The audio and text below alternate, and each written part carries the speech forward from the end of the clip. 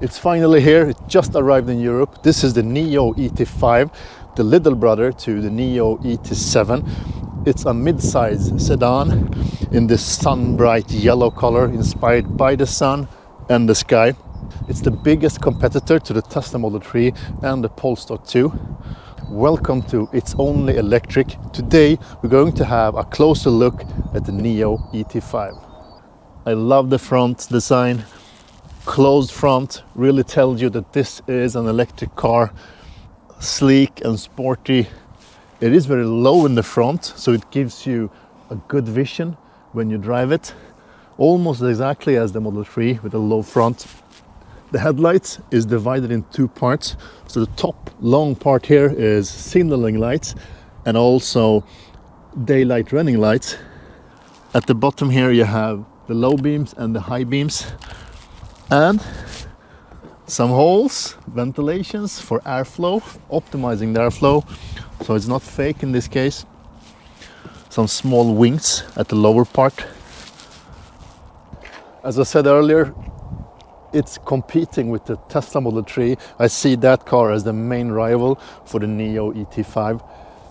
In total, it measures 4.8 meters, so it's 10 centimeters longer than the Tesla Model 3. It has a wheelbase of 2.9 meters, almost exactly the same as the Model 3, so expect similar interior space. It weighs in at 2,150 kilograms, so it's a heavy car. Let's have a look at the wheels. 245, 45, R19. All around the car. In this case it's running on Scandinavian or Nordic studless winter tires from Nokian. Driving on all four wheels, that means that it has two motors, one in the back. It's a permanent magnet motor delivering 210 kilowatts of peak power, and at the front there is a motor which is a bit smaller. It's an induction motor delivering 150 kilowatts, so combined it delivers 360 kilowatts, which equals to 482 horsepower and 700 newton meters of torque.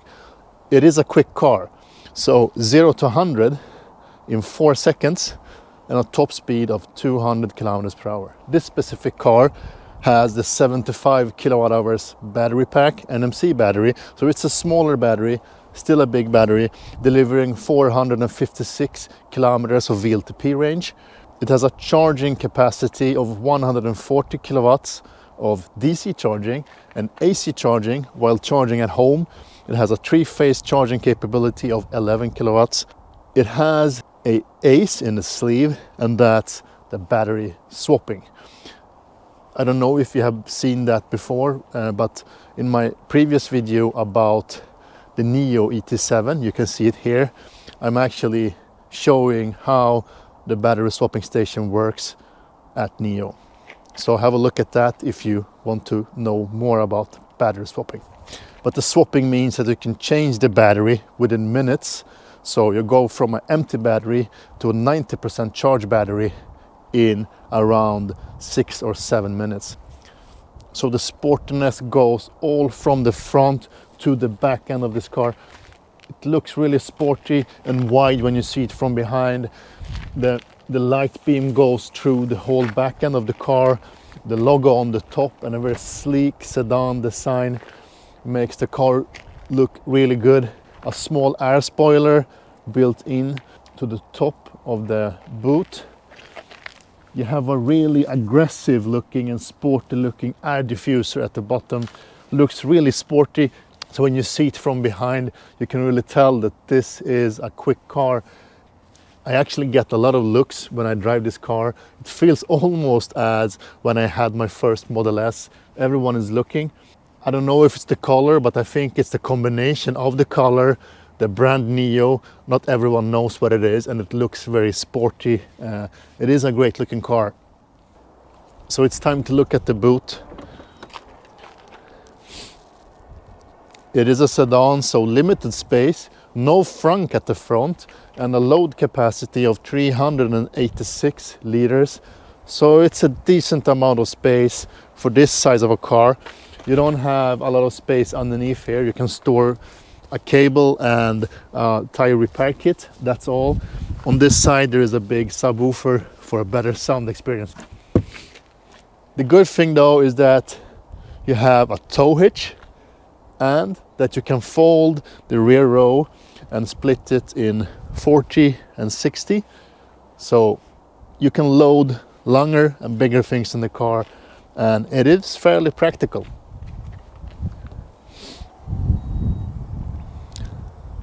Flush door handles, auto presenting when you come close, and you only need to touch it for the door to open. You don't need to pull it at all, just a gentle touch and it pushes the door out. Soft closing door on all 4 doors. That's convenient. I was very impressed with the closing door sound of the NIO ET7. One of the best sounds I have ever heard on a frameless door. This one doesn't sound as good though, and it doesn't have double pane windows, so only single pane windows on all 4 windows. But the sound is decent, but not as good as the NIO ET7. It's time to have a look of the interior. High contrast interior with a black combination together with this beige or sandy combination. I think it's called sand. I like the combination. I like the contrast. Really adds to the details in the interior. It is a very Spartan interior and sleek interior, but in a very good way. It is a bit more stylish than the Tesla Model 3 interior, for instance. More loungy and sophisticated. Soft touch on top of the dash, this black leather imitation, and on the center, lower parts, it is also soft touch, but this sand beige colored, and at the bottom, a really rough feeling of a textile. Almost feels like sofa textile, linen or something, but it feels really good and it looks good and it adds some lounge feeling to the car. Hidden speakers inside the door trims underneath this textile, and also lit up by ambient lighting. So you have built-in ambient lighting underneath this textile and together with the speaker. Some kind of rubber feeling here. Really lights up good during nighttime when it's dark, because you have built-in and hidden ambient lighting all over the handle and the armrest on the side that lights up all these ribbons in a great way. Digital air ventilation that you control on the screen makes it even more sleek and good looking. There is no glove box.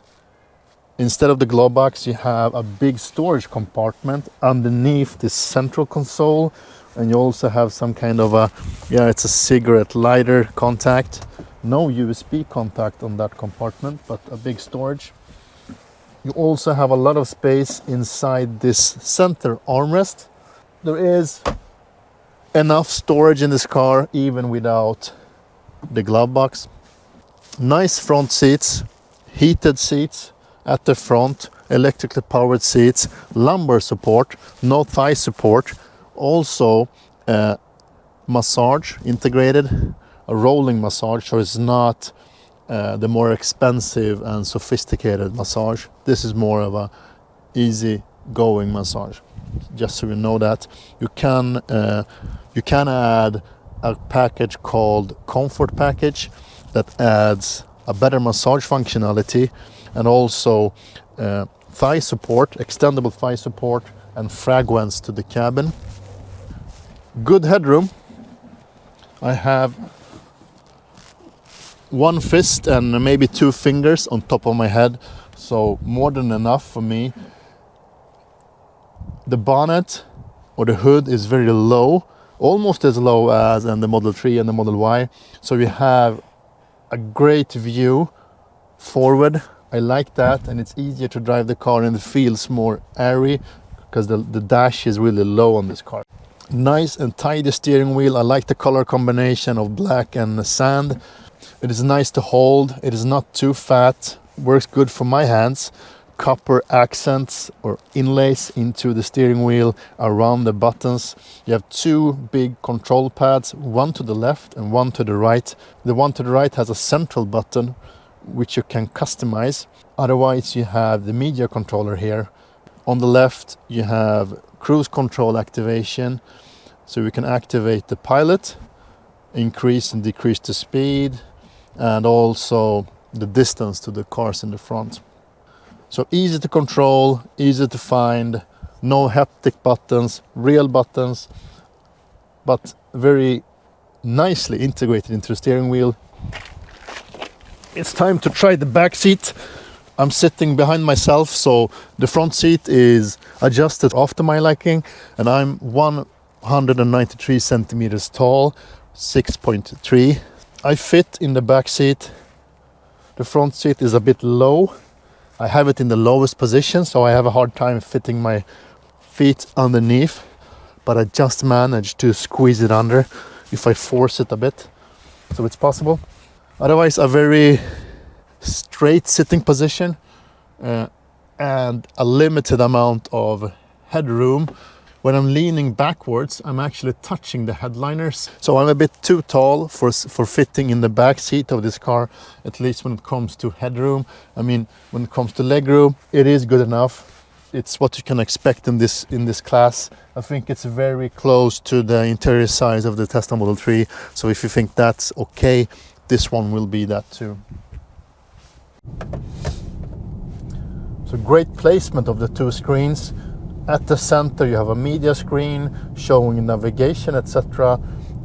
It's 12.8 inch, perfectly placed, good size, nice orientation, and it's a AMOLED screen, which makes the color and contrast very good, especially during night. It gets really black. The blacks are pitch black on AMOLED screens. It looks like the central screen also is an AMOLED because it have almost the same great feeling when it comes to the colors and the blackness of the screen. So there is no head-up display option for this car. I think that's okay, because I rather want a head-up display or a instrument cluster. I think one of them is more than enough. Time for some test driving. I have been driving this car for 2 days now. This is the second day, so I have a good feeling of how the car works. Yeah, Numi is always whining. I haven't found a way to completely shut her off, but whilst doing videos it's very annoying because when I use my hand and look at the screen, she's always pointing out that I should stay focused. She's probably right, but I think it's a bit too much. So Numi, please. Yeah, you just saw it again. But it's time to test the different drive modes. You have a specific drive mode selector here if you don't want to use the screen. You just press it and toggle through the different drive modes. There is 5 drive modes: Comfort, Eco, Sport, and Sport Plus. And on top of that, you also have a custom drive mode where you can adjust it after your own liking. Currently, I'm running on the custom mode, 7.9 seconds, 0 to 100. I'm running on the highest regen mode, that's called standard, and steering mode is set to steady. This way it feels a bit more sporty. The climate control is on standard because the sun is shining and it's getting hot in the cabin, so standard for the moment. This is a setting that I think is good and feels nice to drive. So let's start driving it on comfort mode. Comfort mode is clearly running the softest setting for the steering wheel, and also low regen. You feel it when you let go of the accelerator. It is almost in a neutral mode, not exactly, but it's very low regen for the moment. This is not the kind of drive mode I would have used. I think comfort is a bit too sloppy when it comes to the steering. It's probably nice when you drive city driving, but on highway driving or this kind of roads, it doesn't make sense. There is not an active suspension on this car. It's a static suspension, steel suspension, so no air suspension as in the ET7. It's more to the sporty side, and I really like it.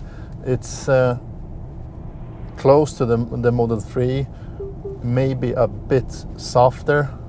Let's try it on some gravel and see how it behaves and how much noise it creates and how bumpy it gets. The last couple of cars I have been driving was on air suspension, so I really feel the difference.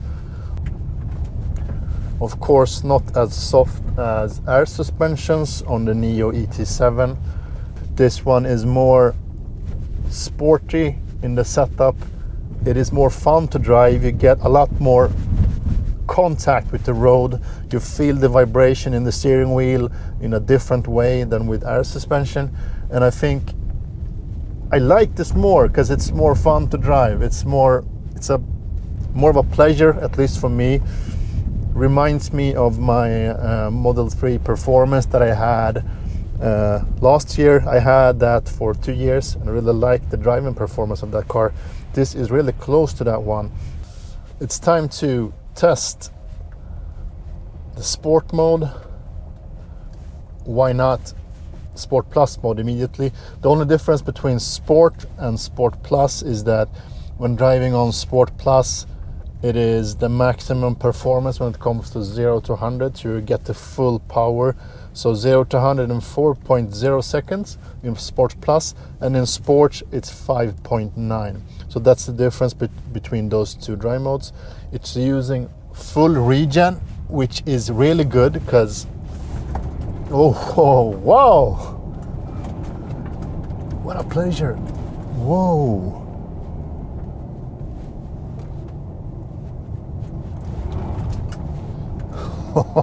Spinning on all four wheels. It's a quick car. Yeah, need to take it a bit easy. It's very inspiring to drive fast and quick. It's handling the curves good. It is leaning a little bit, but fun to drive. I have been driving big sedans lately. This really adds to the driving pleasure. Fun to drive, good amount of power and torque, 700 Newton meters, 486 horsepower, plenty of torque, plenty of horsepower, really fun to drive. Feels like the Model 3 Performance wheel spin, but it's a bit softer when it comes to the suspension, so the suspension is a bit more leaning towards comfort than in the Tesla Model 3. This feels like a good mix in between that, so it is not too sporty, but it still inspires you to drive in a sportier way. It is not super sporty, it's somewhere in between. It's fun to drive, it's not too stiff, it's not too soft, you feel the road. And you feel that it is pushing from behind, so it's more rear axle biased, so the bigger motor is in the back, so it delivers 210 kilowatts of peak power, and it's a permanent magnet motor that makes the regen higher or stronger on this car. It looks like it can regen up to, let's see, 70 kilowatts of regen power. That's decent. This is more the kind of regen I like. It inspires you to drive more sporty, but at the same time you can use the regen to save energy if you just learn how to use it and how to drive a one pedal driving setup. It's almost one pedal driving. Let's see if it can come to a fully stop. It has a permanent magnet motor, so it should be able to do that. So now there is zero regen, so it just keeps rolling 8 kilometers per hour on a straight road. So not fully one pedal driving, but as close as you get. Oh, the acceleration is good. Oh shit, it gives you the exact same feeling as I get when I floor it in my Model Y Performance, is the same instant torque and push in the back. Your eyes is almost like flickering a bit. If you do it too many times, at least me, I feel a bit nauseous because it feels like a Six Flags attraction. The ET5 is equipped with 8 high-resolution cameras, 4 low-resolution cameras, a front-facing LiDAR at the top, and ultrasonic sensors all around the car. So a lot of sensors and cameras for self-driving capability, and that's also something that's used for the driver assistance systems. I will try to summarize my review of the NIO ET5. We have been looking at the exterior. This is by far the best looking car in the segment, no doubt about that. I really love the exterior design. I also love the interior. Nice touch materials everywhere, very good color combinations, and it's very sleekly designed. It's not Spartan, but it's still very modern. It feels like a living room with a lot of good materials, great ambient lighting. I feel at home inside this car. It almost feels like the Model 3, but it feels like the next level when it comes to interior. You have a great view, frontal view, because the bonnet is very low, so that's good. It's easy to see, it's easy to drive. You have all the technology you need when it comes to self-driving capabilities, all the sensors, the LiDAR, the cameras, the ultrasonic sensors. You have all you need. It can do self-parking, both parallel parking and pocket parking for you, so that's included. The hard thing is the price point. This car starts at 570,000 SEK and 47,500 euros. That's the entry-level model with the small battery pack, but you don't own the battery pack at that price level, then you only lease it. That could be a good option if you want to lease the battery and utilize the battery swapping more. This specific version with the battery included and the tow hitch, NUMI, and this color combination cost 725,000 SEK. I would probably go for the bigger battery. Maybe I would have considered battery leasing. I would have added the tow hitch and the comfort package for better seats, and then the price will end up at 825,000 SEK. That's with the battery included. So 68,500 euros. That's rather expensive. It's a lot more expensive than the Model 3 Performance, but this feels a bit more premium, at least the interior and the suspension, and you get the swapping technology at that price too. So if you want to stand out, if you don't want to have a Model 3 that everyone else has, this could be a great alternative for you. The range is a bit disappointing, 590 kilometers with the big battery, and with this one it is 456. It's a bit too low for that size of a battery. I'm not sure about the net capacity though. The gross capacity of this one is 75 kilowatt hours. I guess that the net capacity is around 70, and that gives you this 456 kilometers of VLTP range. It could have been better. I mean, it doesn't feel so efficient, but the design is good, so the CD value is low, the technology is good. It should be able to perform better, and I will try that. I will try the rail range of this car and see if I can achieve the VLTP range tomorrow. So that's another video. This is a press car. I have been driving it for 2 days. I have it for 2 more days before giving it back to NIO. But it has been a pleasure so far, an exciting car to test and try. Don't forget to always stay electric. Thank you for watching. Speak to you soon.